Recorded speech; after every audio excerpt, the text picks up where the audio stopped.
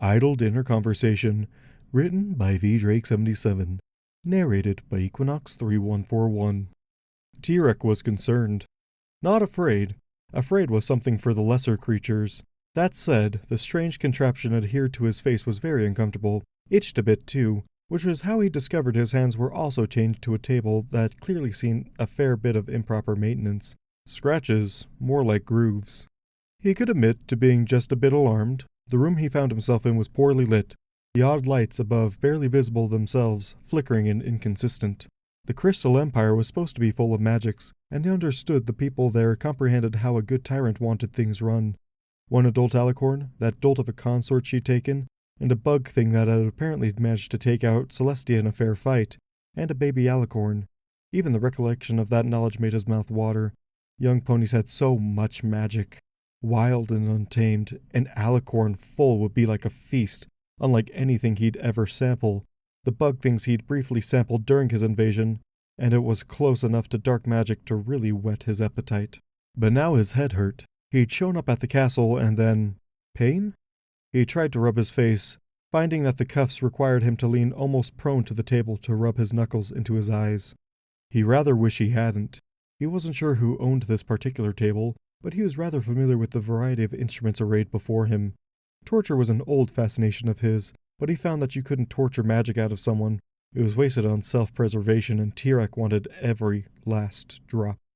Unfortunately, even after he siphoned a pony dry, torture didn't make for fertile recovery, though it did seem to lead a pony towards some basic dark magic out of desperation, and while that was indeed tasty, it required too much investment of his time. Still, being able to feed on ponies over and over again made him hesitant to do much physical harm to them. One didn't cut open the golden goose, after all. Ah, you are awake. Good.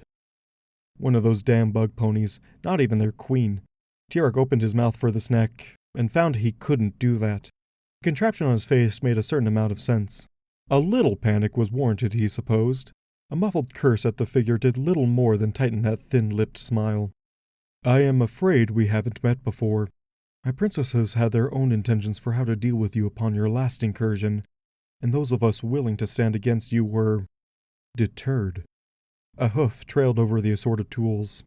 I was very displeased to find out that you had drained a number of my kin in your rampage. The hoof hesitated over a wickedly twisted knife, the edge chipped in a way that would have made it terrible on any sort of battlefield. Tirek tensed, and the figure's eyes glowed as he moved on. I should mention, I think, that my people are very reliant on magic. It keeps us alive, in fact, so, for us, being completely drained of our power is... quite fatal. You could say that in your gluttony for power you ate a number of my kin. The hoof hesitated again over what appeared to be little more than a simple plate, complete with a simple rolled cloth napkin. It didn't belong amongst all these implements of torture.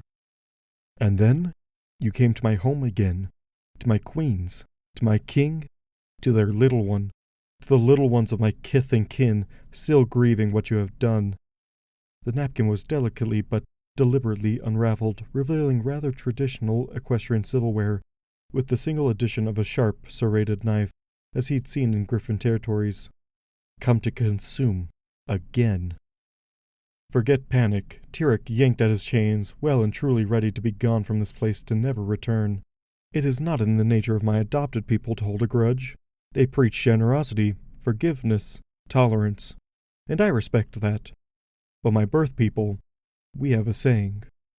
Tirek looked up again, desperate for any means of escape, and froze. Above him were hundreds of those lights now, much, much closer. One set of lights blinked languidly, and fangs gleamed as a single tendril of slimy drool fell to the table, pitting it with a sizzle. Tirek considered him better than passable at reading ponies, but this was easy.